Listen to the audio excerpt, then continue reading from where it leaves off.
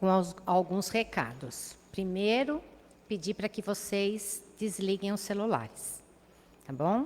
Que esse é o momento de vocês. Então, quem ligar ou quem mandar mensagem, dá para esperar um pouquinho. Lembrando a todos que a casa necessita de kits de higiene, tanto para as crianças quanto para os adultos. Escovas de dente, cremes dentais, sabonetes e shampoos. Quem puder colaborar, será muito, muito bem-vindo. E tem o Bazar da Solidariedade. Eu não sei se alguns lembram que as doações que eram feitas, ficava tudo aqui no corredor e aqui atrás do salão. Hoje nós temos um lugar específico, organizado, né, mais organizado, em categoria. Assim, são produtos assim, imperdíveis, que vale a pena vocês passarem lá. Até fecha 1h da tarde de sábado, então acho que vale a pena. Abre de segunda a sábado. De segunda a sexta é das 9 às 17. E de sábado até 1h da tarde. Fica aqui na esquina, na Tijuco Preto, no 204. E vamos dar início, então.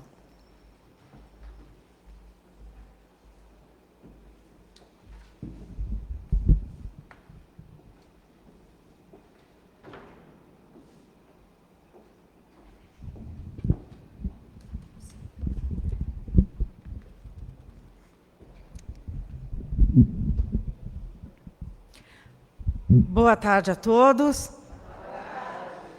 Tá mais ou menos, né, esse boa tarde. Podia estar melhor. Feriado. Dia das Crianças. Ah, gente, esse boa tarde tinha que sair lá do fundo da alma, não é? Então, bora lá. Eu quero esse boa tarde de vocês. Boa tarde a todos. Boa tarde. Olha que delícia. É fantástico. Não é? E é um prazer imenso, gente, estar aqui com vocês todos os sábados. E nesse sábado em especial, nesse dia tão lindo, eu gosto de algumas comemorações do ano, que eu acho justas. Mas o Dia das Crianças, eu acho a melhor. Que trem mais gostoso do que uma criança? Gente, eles são fantásticos. E vamos aí nos lembrar que tem uma morando aqui dentro de nós. Tá carrancudo aí? Vai ficar velho antes da hora. Vou avisando. Deixa essa criança bonita desabrochar, sorria mais, cante mais. Gente, eu sempre fui assim, meia tonta, né? Extrovertida. Depois que vieram meus netos, eu sou o bobo da corte lá em casa. É fantástico essa alegria que as crianças despertam em nós. Vocês já viram tanta simplicidade? Tanta ingenuidade? Olha o cuidado que nós temos que ter com as nossas crianças. Quando você vê uma criança, toma bastante cuidado, porque ali dentro existem sonhos. Não mate esses sonhos, não. Deixa elas serem crianças e deixa elas despertarem dentro de você essa criança magnífica que existe. Elas são maravilhosas. Vamos amar as nossas crianças, porque elas precisam desse cuidado, desse carinho. Eles precisam da nossa atenção. E mais importante ainda é apresentar Jesus para as crianças. É falar de Deus, do nosso Pai, do nosso Criador, para essas crianças. Para desde pequenininhas, elas já irem tomando uma base dos futuros homens que vão ocupar o nosso planeta Terra. Tá certo? Vamos prestar bastante atenção aí nas nossas crianças. Não é, Maria José? Olha ali, ó, a Maria José sempre com um sorrisão de criança para nos fazer felizes. Obrigada, Maria José. E, gente, já falei muito, né? E o Paz e Amor, gente, agradecendo a todos vocês pelas doações dos itens aí que compõem as cestas básicas. Continuem, gente, por favor, nos ajudando. Continuem. Ali na nossa livraria, nós temos lá os itens todos que estamos necessitando. Vai lá no mercado, compra um a mais. Não precisa trazer uma cesta básica se você não pode. Compra um item, não é? O óbolo da viúva. Vamos lá reler lá no nosso evangelho, tá bom? Então vamos lá começar o nosso trabalho. O capítulo do evangelho de hoje é o capítulo 17, o item 10, o homem no mundo. Ah, vai ser uma tarde fantástica, já já eu falo mais. A leitura do evangelho e a leitura da mensagem, a Neide vai fazer para nós. A prece inicial é a Cidinha. A vibração geral, vibração dos passes e a magnetização das águas, a Luzia vai fazer para nós. A prece final é a Gilda. E hoje, gente, nesse sabadão de feriado, Dia das Crianças, nós temos um palestrante à altura. Deixa eu falar aqui, ó. O nosso querido Cláudio Francilo, que veio nos trazer esse tema fantástico, o homem no mundo. Está com dúvida aí do seu lugar aqui no planeta? O Cláudio vai esclarecer hoje. Que nós tenhamos esses ouvidos atentos. Vamos ficar ligados com a nossa sintonia agora na palestra.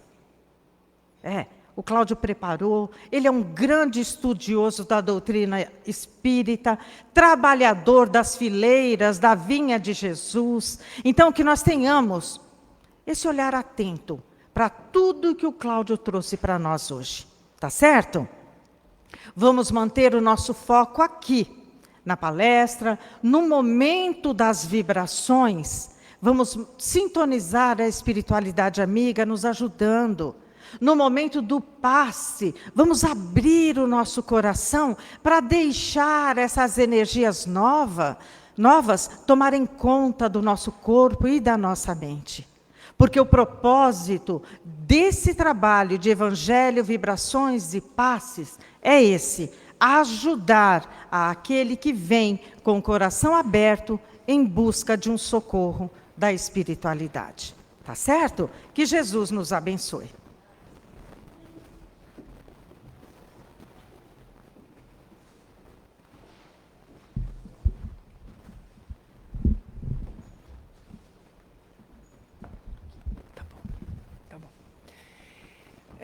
Do livro Evangelho segundo o Espiritismo de Allan Kardec, capítulo 17, O Homem no Mundo, um Espírito Protetor, Bordeaux, 1863. Item 10. Um sentimento de piedade deve sempre animar o coração daqueles que se reúnem sob o olhar do Senhor, implorando a assistência dos bons espíritos. Purificai, portanto, os vossos corações. Não consistais que pensamentos fúteis ou mundanos os perturbe. Elevai o vosso espírito para aqueles a quem chamais, a fim de que eles possam, encontrando em vós as disposições favoráveis, lançarem em profusão as sementes que devem germinar os vossos corações, para neles produzir os frutos da caridade e da justiça. Do livro Sempre Melhor, José Carlos de Luca. O autoconhecimento vai nos colocar em contato com aquilo que temos de melhor. Vai nos fazer recordar que somos pessoas valorosas, isto é, pessoas que têm um valor natural, simplesmente porque somos filhos de Deus. E, portanto, dotados de todas as capacidades inerentes à nossa filiação divina. Eu sou uma pessoa capaz, talentosa e inteligente, porque Deus me fez assim. Essa é a minha imagem verdadeira. Eu só preciso reconhecer e acreditar nessa verdade, manifestando-a em meus atos, pensamentos e palavras. Não é para os outros que eu preciso provar isso. É para mim mesmo. Eu preciso acordar o gigante que dorme em mim.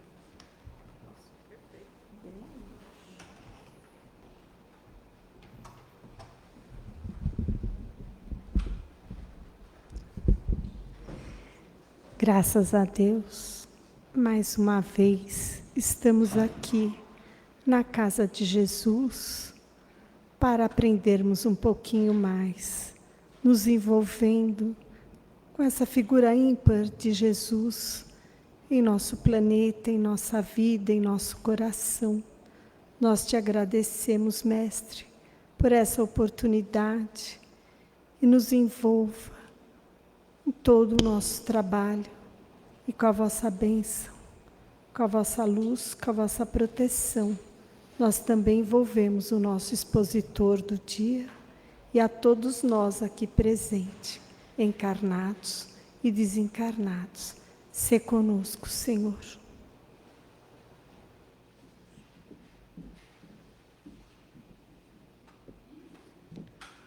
Boa tarde a todos. Que Jesus nos abençoe, nos guarde, nos dê sua paz e neste momento oriente nossas palavras. Falar sobre o homem no mundo, hoje em dia parece uma coisa meio complicada, mas não é. Nós vamos ver que se nós estudarmos as religiões desde priscas eras, as religiões falavam que nós tínhamos que ficar orando a Deus, orando a um ser divino, tínhamos que fazer as coisas certas porque alguém... Eu morria de medo de Deus quando era garoto, porque eu vim de uma escola católica e falavam para mim que Deus estava vendo tudo e qualquer coisa que eu fizesse de errado eu seria punido. Então eu morria de medo de Deus. Era muito mais fácil gostar do demônio do que de Deus, porque o demônio deixava a gente fazer o que quisesse. Mas Deus não.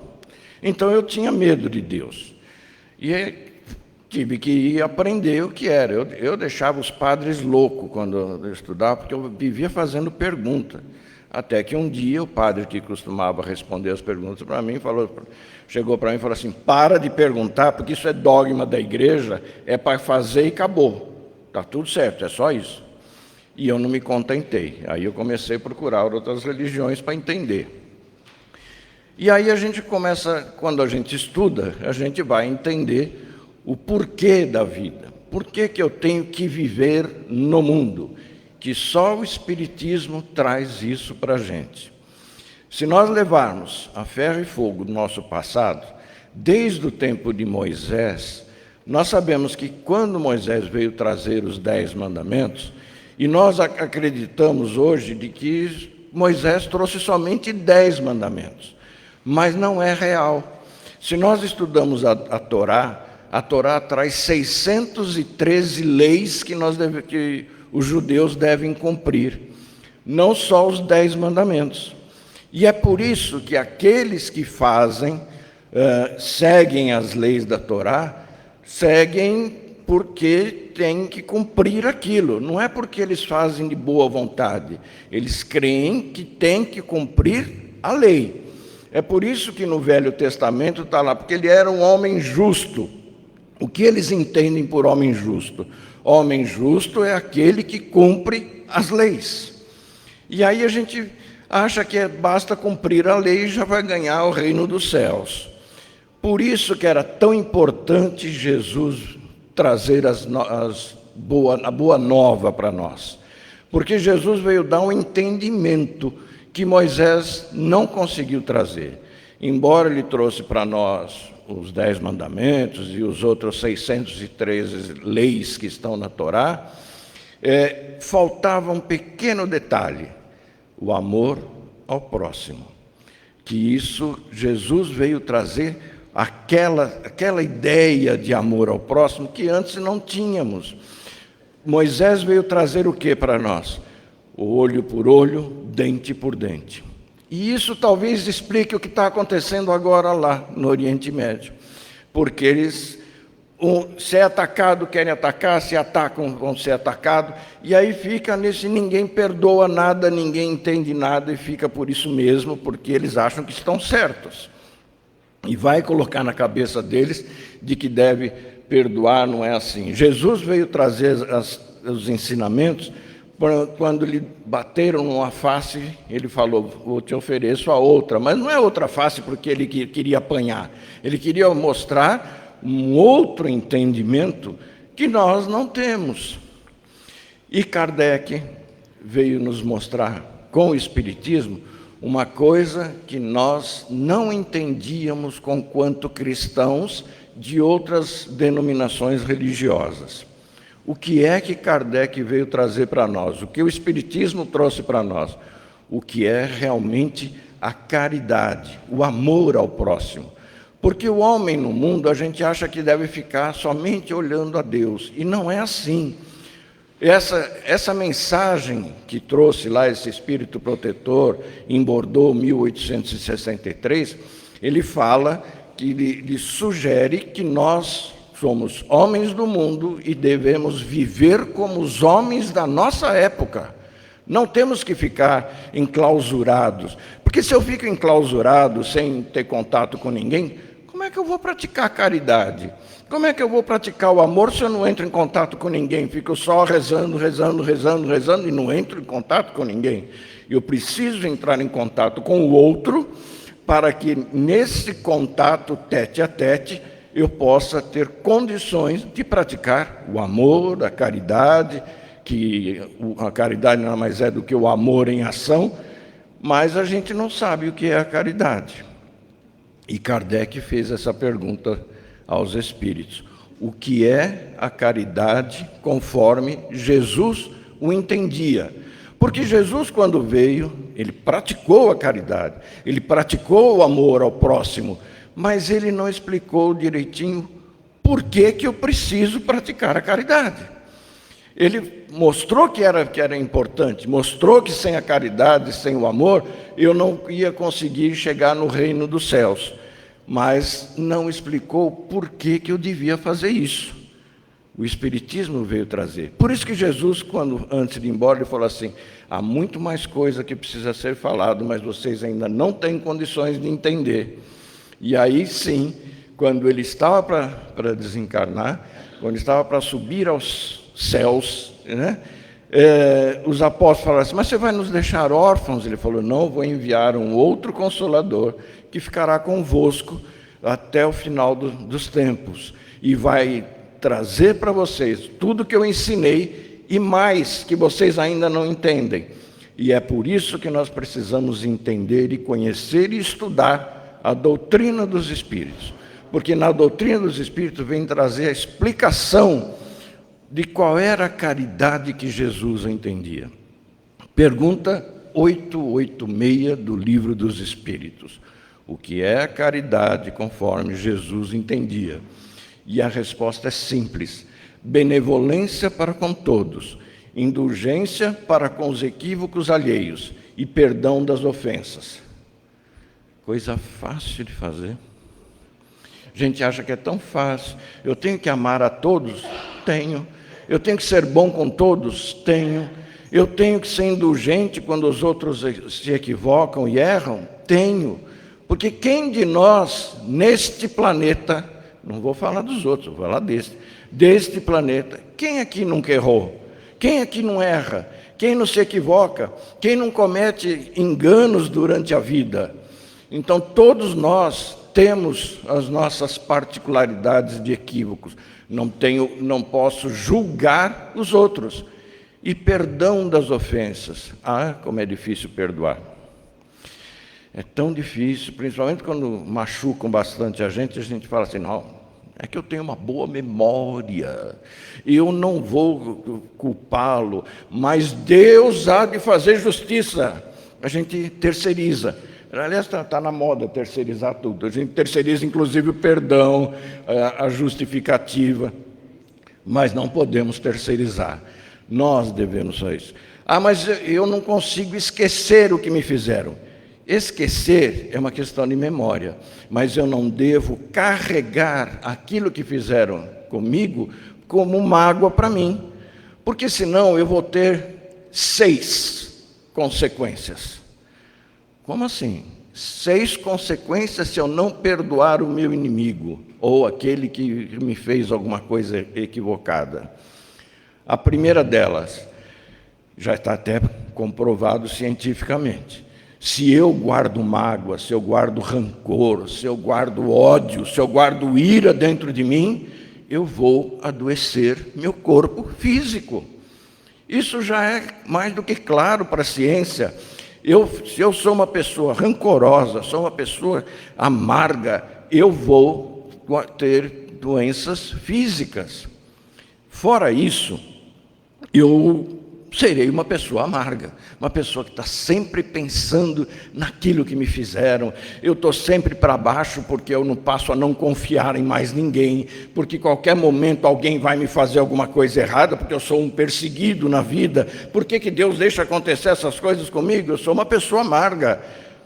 E aí vai me acontecer a terceira coisa, que é eu vou vivenciar somente o passado. Porque ele me fez isso, porque não sei o quê, porque não sei o que lá. Aí os nossos filhos vão falar assim, mas eu não vou mais na casa da mamãe. A mamãe só fala no papai, no que o papai fez, que o papai deixou, que o papai fez não sei o quê. É complicado. Aí a pessoa já não começa a frequentar mais a sua residência, não quer saber mais de você, porque você só vive no passado. E aí a gente entra na quarta consequência do porquê eu não perdoei. E como eu não perdoei, eu começo a formar em torno de mim uma psicosfera pesada, densa, e eu vou atrair espíritos que estão na mesma situação que eu.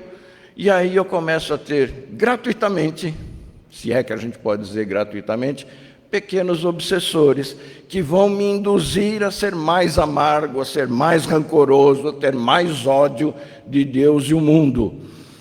E aí eu vou entrar na quinta consequência de eu não perdoar os meus inimigos, entre aspas.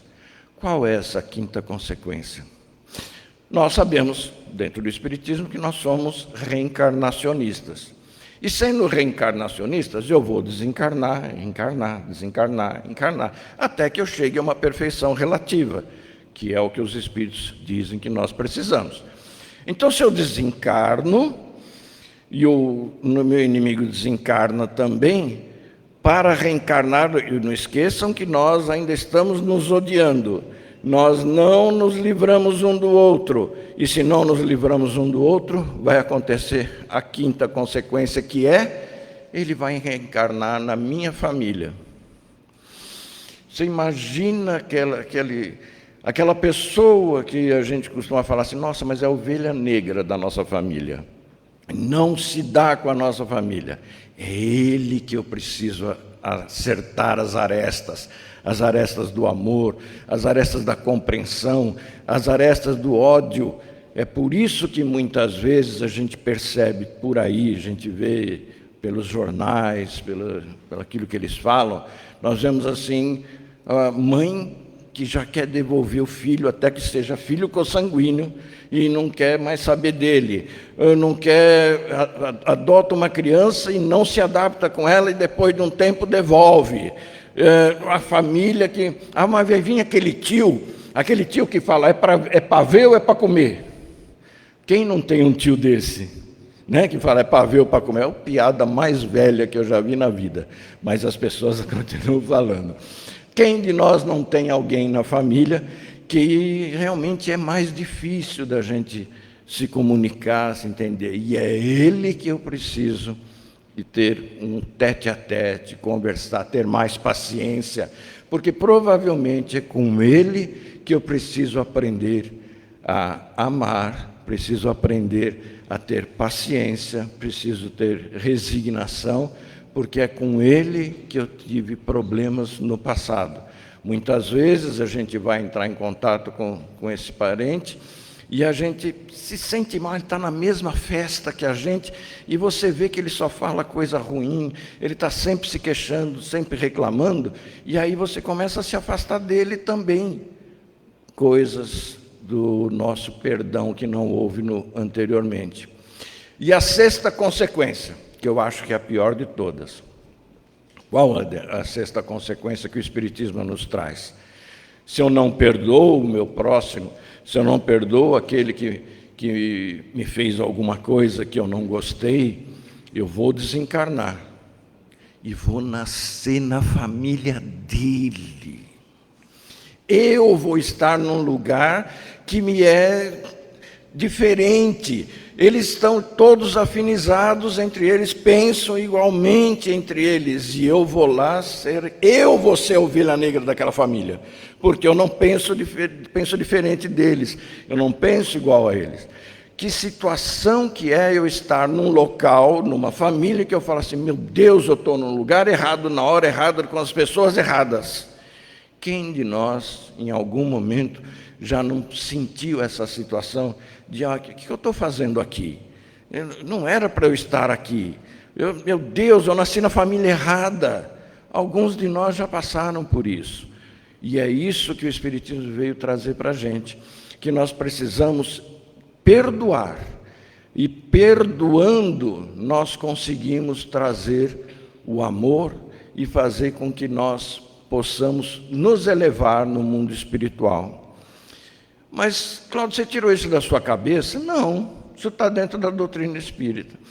Kardec foi muito feliz quando ele publicou um livro chamado Céu e Inferno, em 1865. Ele publicou um livro que, assim, na segunda parte, ele demonstra para nós 66 mensagens de espíritos que se comunicaram com ele para dizer como eles se encontraram no mundo espiritual quando eles desencarnaram.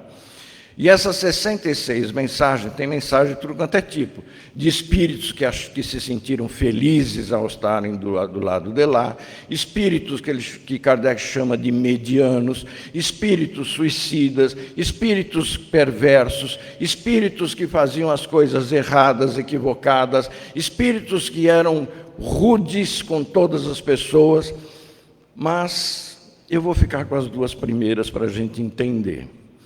A primeira leva de mensagens, que está lá no segundo capítulo do livro O Céu e o Inferno, são intitulados Espíritos Felizes, e são a maioria dos espíritos, das mensagens que estão lá, é justamente dos espíritos felizes. São 16 mensagens que tem lá de espíritos felizes. E eu andei pesquisando e vendo, e eu falei, deixa eu analisar esses 16 mensagens para ver o que eles têm em comum para poder dizer que eram espíritos felizes. E eu encontrei lá homens, mulheres, ricos, pobres, crianças, adultos, pessoas do povo, pessoas que tinham títulos, encontrei de tudo, reis, rainhas, pessoas da plebe, tinha de tudo.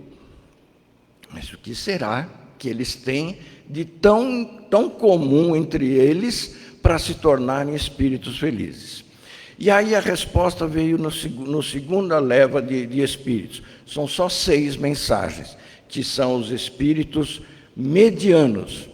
O que Kardec mostra nesses espíritos medianos? Kardec diz assim, que esses espíritos medianos são espíritos cumpridores dos deveres. Ninguém tem nada que falar de mal deles, porque eles fizeram exatamente o que tem, exatamente dentro da lei. Seja ela lei moral, seja ela lei dos homens, estava exatamente feito, cumpriu exatamente todos os deveres. São 6 mensagens apenas. Então, quando você faz as coisas certas, exatamente dentro da lei, você chegará no mundo espiritual como espíritos medianos. Espera aí, então não basta só cumprir a lei? Não basta. Não basta só cumprir a lei. Não basta ser apenas religioso.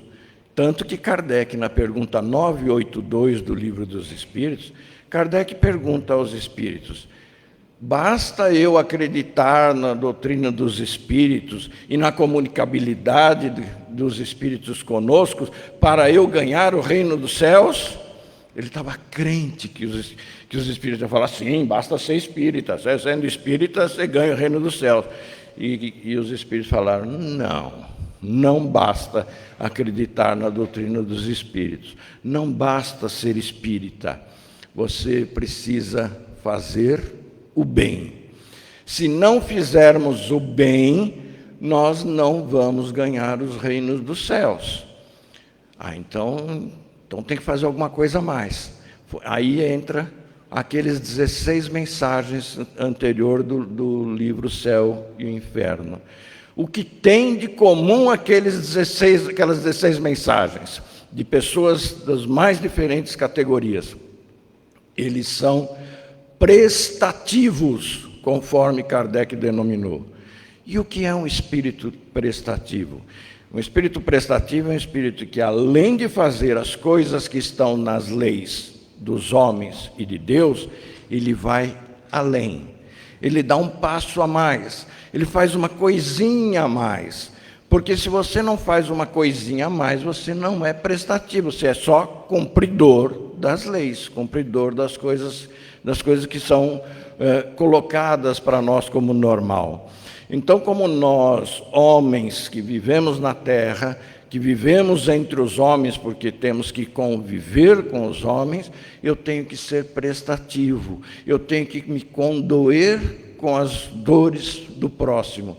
Eu tenho que ser resiliente, eu tenho que ser uma pessoa que pega a dor dos outros e faz como se fosse a minha, e vou tentar auxiliar dentro das minhas possibilidades.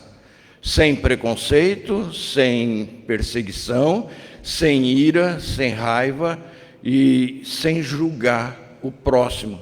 Faça ele o que ele fizer, porque se ele não é perfeito, eu também não sou. Mas eu tenho que fazer além do meu dever. É por isso que as 16 mensagens estão lá mostrando que cada um deles, dentro das suas possibilidades, vivendo no mundo, como homem do mundo, exatamente com as suas mazelas, com seus deveres, com aquilo que eles podem dar de bom para a gente, mas eles fazem algo a mais para as pessoas. Eu me recordo, nesse momento, de uma conhecida minha, que a mãe dela fez uma coisa e ela achou tão extraordinária e veio comentar comigo. Diz ela que a mãe dela foi até a casa da vizinha e pediu para ela um punhadinho de sal. E a vizinha se sentiu tão enobrecida de poder dar um pouco de sal para ela, e ela voltou para casa com um pouquinho de sal. E essa filha, amiga minha, perguntou para a mãe: mas mãe, aqui tem quilos de sal, por que você foi pedir sal para a vizinha? Aí ela explicou o que ela quis fazer. Ela explicou assim para a filha: olha,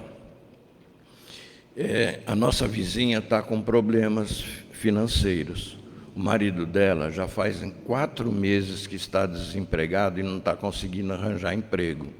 Ela não consegue trabalhar, ela tem que cuidar das crianças pequenas e está difícil conseguir ter alimento dentro de casa.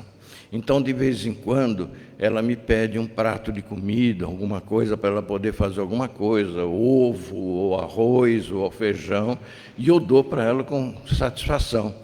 Mas eu percebo que ela fica assim constrangida de ficar pedindo, vira e mexe, porque ela tem necessidade de sustentar a sua família. Então eu achei um jeito de poder contribuir sem que ela se sinta humilhada, sem que ela fique preocupada de estar pedindo, para que ela fique livre e que eu possa ajudar sempre que possível. De que maneira eu fiz isso? Eu faço isso assim: eu vou lá, peço uma coisa que eu sei que ela deve ter, e que não é caro, e que não vai lhe fazer falta. Então eu peço um punhado de sal. Assim eu deixo ela livre, como se ela estivesse trocando as coisas comigo. E assim eu posso ajudá-la todas as vezes que ela precisar, sem deixá-la constrangida. E faço isso sempre. Isso me marcou muito quando ela me contou, porque é isso que nós temos que fazer. Quantas vezes a gente sai nas ruas, vê no farol, se você estiver de carro, alguém pedindo alguma coisa, E a gente às vezes morre de medo, porque atualmente a gente está morrendo de medo que tudo vai acontecer conosco. Você fecha a janela, você quer blindar o carro, porque você não sabe, você vai ser assaltado, se vão pegar teu celular, se é isso e aquilo, e você já pré-julga as pessoas pelas aparências dela. E quando nós fazemos isso, quando nós fazemos isso, nós pré-julgamos a pessoa e deixamos de colaborar com aqueles que realmente estão tentando sair daquela situação. Sabe lá quantas vezes a pessoa está tentando arranjar emprego e não consegue? Quantas pessoas hoje em dia a gente vê nas ruas, que hoje em dia não fala morador de rua, fala em situação de rua, porque ninguém mora na rua, a pessoa não mora porque gosta, ela está numa situação de rua. E a gente não sabe como fazer para ajudar, e às vezes nem olhamos se vamos ajudar ou não nos interessa, porque a gente está com medo de ser assaltado. E a pessoa encosta no carro, você já vai falando, não tenho, não posso, nem não sei o quê. Muitas das vezes você não tem um dinheiro, um trocado para auxiliar, porque nós julgamos, infelizmente ainda. Mas eu não preciso falar com raiva. Eu não preciso dizer que eu não tenho condições de ajudar com ira. Eu não preciso falar que eu não tenho condições de ajudar com mágoa de alguma coisa. Porque isso quem tem que cuidar é o governo. Mas quem cuida do governo somos nós. Somos nós que colocamos eles lá, somos nós que tiramos eles de lá. Então, nós também somos governo, somos responsáveis pelos governos. Porque nós temos que fazer aos outros o que gostaríamos que nos fizessem, disse Jesus. Então nós podemos, se não temos condições, falar, olha, hoje não posso colaborar, mas vamos falar com um sorriso nos lábios. Não preciso ser rancoroso, não preciso ser agressivo com a pessoa. Eu posso muito bem tratar bem as pessoas, seja ela quem for, porque quem está em situação de rua dificilmente sai daquilo sozinho, porque a gente não para pensar. Mas a pessoa que está em situação de rua, ela não tem endereço. E não tendo endereço, você vai arranjar emprego e eles falam assim, me dá seu e-mail. Você não tem nem endereço, como é que você vai dar e-mail? Hoje em dia está assim, tudo é na base do e-mail, dá o número do seu celular. Eu estou na rua, não tenho celular, eu não consigo pagar nem a conta. Então é muito difícil para a gente conseguir sair dessa situação de rua se não tiver ninguém para dar a mão para a gente. Então nós podemos dar a mão para alguém. Não precisamos sair cuidando antigamente falava-se de dar sopa, né? Tudo quanto é casa espírita dava sopa, como se os pobres só quisessem tomar sopa. Mas não, a gente precisa fazer alguma coisa a mais, porque só dar sopa não resolve. Temos que auxiliar e ensiná-los a trabalhar, ensiná-los o emprego. Como, por exemplo, aqui na nossa casa, que nós temos cursos para eles, para as pessoas que estão em situação de rua, temos cursos profissionalizantes. É muito bom. A pessoa fazia uma coisa, não, agora vai aprender outra, vai fazer outra coisa. Enquanto aquela profissão que você sabe fazer não chega, mas temos que auxiliar, ajudando a ser a pessoa digna novamente. Porque a partir do momento que você desce, o poço não tem fundo, sempre tem um porão no poço. E é isso que nós temos que fazer, na prática, se quisermos ser espíritos felizes. Mas a gente acha que fazer caridade é só fazer caridade lá para fora. E esquecemos do pessoal de casa. Quantas vezes? E aí a gente se torna fanático. Você vai no centro hoje? Vai lá, então vai lá no centro. Outra vez você vai no centro? Vou hoje de novo. Mas de novo, todo dia, agora você vai no centro? É porque eu me sinto bem aqui, eu me sinto muito bom, mas eu não quero contato mais com vocês em casa. Quanto menos eu ficar em casa, melhor. Não é assim a caridade. Tanto que na Revista Espírita, de 1865, no mês de agosto, tem lá uma mensagem de um espírito chamado Lacordaire. Ele dá o título de A Chave do Céu. E ele explica lá como é que a gente deve praticar a caridade, qual é o patamar que nós devemos atender, quais são as pessoas que nós temos que atender primeiro. E ele diz assim, que o primeiro patamar é daqueles nossos cônjuges e filhos. Como assim? Porque fui eu que escolhi. E os filhos são responsabilidade minha. Então, eu primeiro vou praticar a caridade com a minha esposa, com o meu marido, com o meu companheiro, com a minha companheira e meus filhos. E o segundo degrau é com aqueles autores dos nossos primeiros dias. Eles não falam de pais, porque muitas vezes os nossos autores dos primeiros dias são um tio, uma avó, um padrinho, alguém que nos adotou, alguma pessoa que nos auxilia a dar a mão. E ele diz que esse segundo pode se tornar primeiro, dependendo da situação. O terceiro degrau do nosso auxílio de caridade, segundo Lacordaire, é aqueles que nós chamamos de irmãos consanguíneos, os nossos irmãos. Aquela história do que Deus uniu, o homem não separa, não é de casamento, é da família. É com eles que eu tenho mais endividamento, é com eles que eu tenho que arrumar as arestas. Quarto degrau. O quarto degrau são os amigos do coração. Aqueles a quem eu escolhi, que eu confio, que eu convivo, que eu gosto, que eles pensam comigo, são eles que eu tenho que praticar caridade também. E o quinto e último degrau que eles dizem é com todos os pobres de todos os matizes, a começar com os mais miseráveis. Então, praticar a caridade, sim, mas primeiro começar em casa, para depois poder fazer caridade lá fora. Fazer caridade lá fora, dar um dinheirinho que está sobrando, mesmo que seja o óbolo da viúva, fazer a caridade com os outros, e aí é fácil, porque você dá a caridade e não tem responsabilidade, mas ele já fiz. Mas e aqueles que estão na nossa casa? Pensemos nisso, meditemos sobre isso, e vamos praticar a caridade e dar um passo a mais, para quando nós nos tornarmos espíritos, sejamos nós mais um espírito feliz. Boa tarde a todos.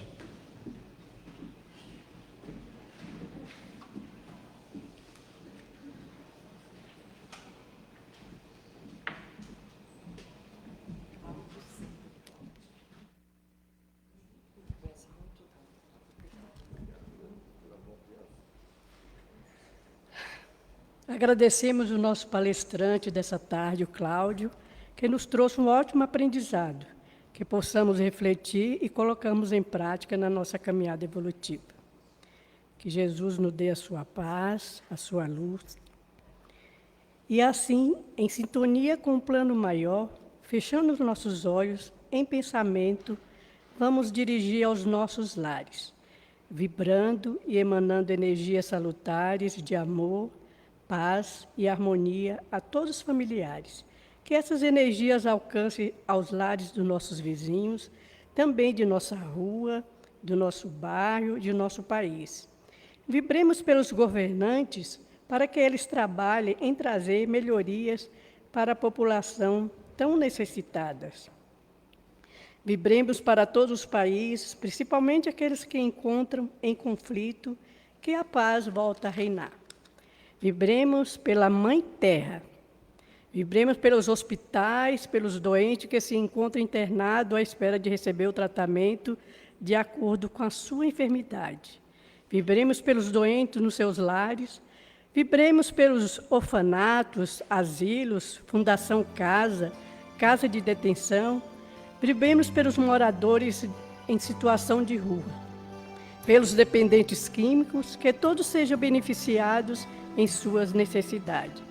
Vibremos pelos desempregados, que todos consigam o trabalho tão desejado. Vibremos pelas urnas dos encarnados e desencarnados, que possam ser atendidos conforme o seu merecimento. Vibremos pela casa de paz e amor em Jesus, por todos os trabalhadores da casa. Agradecemos ao nosso Mestre Jesus, aos mentores e benfeitores dessa casa, pela oportunidade de estarmos aqui reunidos, que possamos receber tudo aquilo que viemos buscar. E assim, envolvido que estamos, serenando nossas mentes e corações para receber o passe.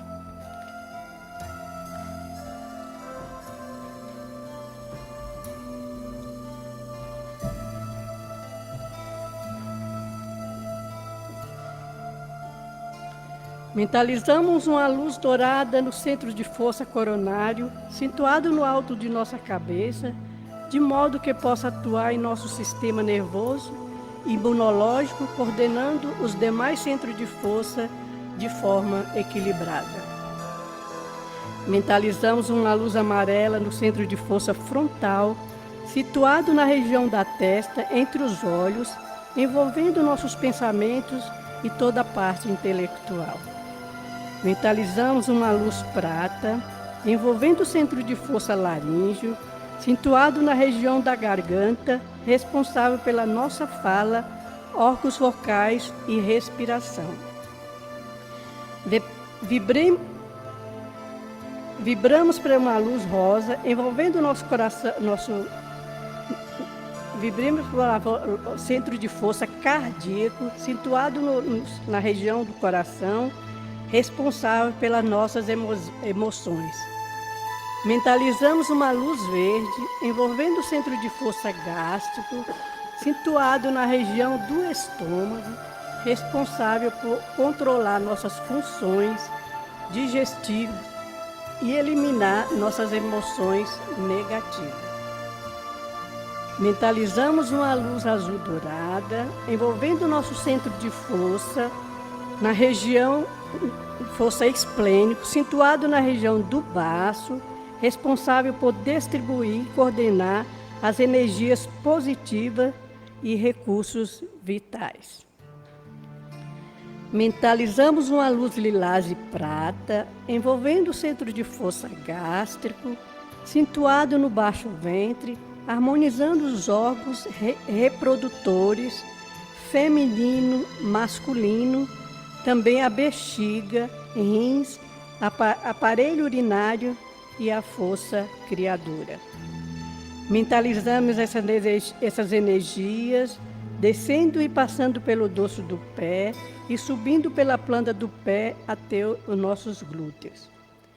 Mentalizamos uma forte luz azul no centro de força básico, no cóccix, situado na base de nossa coluna vertebral, subindo até o bulbo.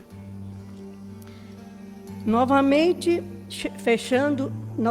ao coronário, fechando esses ciclos, e assim, abastecido que estamos, vamos agradecer ao nosso Pai Maior, nosso Mestre Jesus, aos mentores desta casa e aos amigos da espiritualidade maior, de recebermos o benefício do passe. Vamos agora mentalizar nossa água, e aqueles que não trouxeram, mentalize seus filtros e caixas d'água de seus lares. Mentalize também a natureza, fauna, flora, cachoeiras, rios e lagos. Que o Dr. Bezerra de Menezes, com sua equipe de médicos clínicos, físicos da espiritualidade maior, utilizem as substâncias necessárias para a fluidificação de todas as águas do planeta. Que todos sejam beneficiados com essas águas, os doentes nos hospitais, nos ambulatórios, nos postos de saúde e onde houver uma pessoa necessitada. Que ao bebermos essa água, com fé, elas nos sirvam como bálsamo, curando nossas dores físicas, mentais e espirituais. E agradecido que estamos, com o pensamento em Jesus, vamos encerrando o nosso trabalho com a prece feita pela nossa colega Gilda. Ser conosco, Jesus, hoje, agora e sempre. Que Jesus nos abençoe.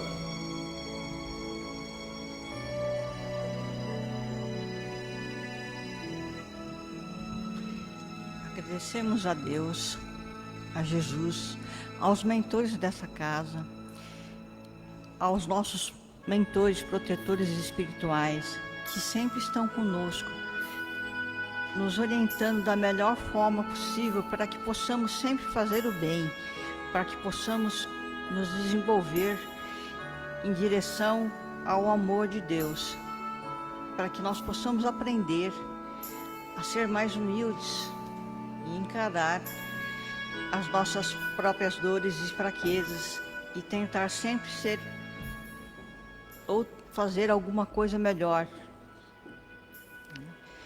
Que Deus possa estar conosco e os bons espíritos também durante essa próxima semana e que nos abençoe hoje, agora e sempre.